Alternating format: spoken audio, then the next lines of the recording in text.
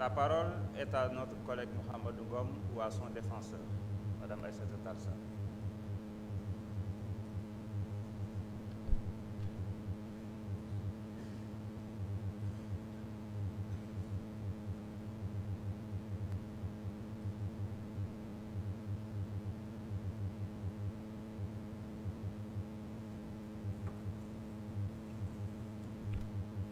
Je vous remercie, Monsieur le Président, mes très chers collègues.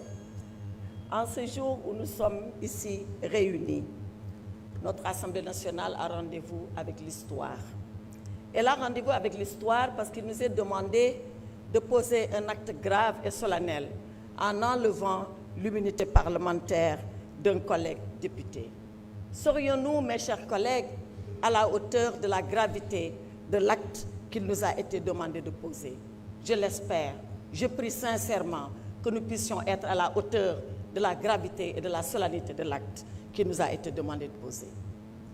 Dans son épître aux Corinthiens, l'apôtre Paul, martyr de la foi, disait ceci à ses fidèles. Si le ministère de la condamnation est glorieux, le ministère de la justice est encore plus glorieux que celui de la condamnation.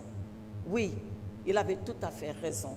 Le ministère de la condamnation, c'est le ministère de l'examen des faits. Le ministère de la justice, c'est celui de la balance qui pèse et qui suppose les faits. Avons-nous été justes avec notre collègue? Avons-nous pesé et supposé avant de prendre la décision? Bien sûr que non.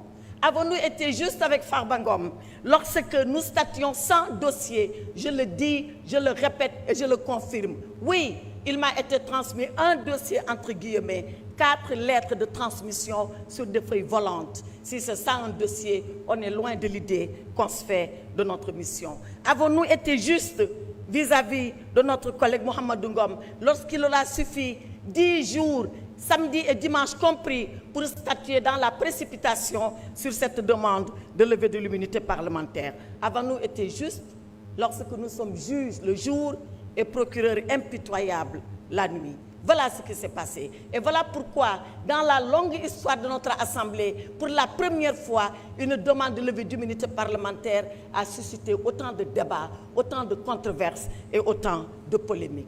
Et pourtant, il nous faut décider.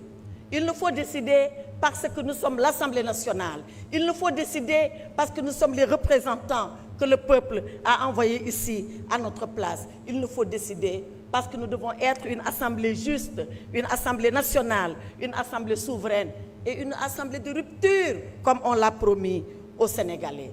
Voyez-vous, Monsieur le Président, je m'en vais terminer sans presque plaider, sans presque vous dire ce que nous devons faire pour notre honorable collègue. Savez-vous pourquoi? Parce que notre honorable collègue n'a jamais voulu venir ici pour demander une quelconque protection. Il ne l'a jamais demandé parce que dans le Fouta lointain d'où nous sommes originaires, il nous est appris une chose.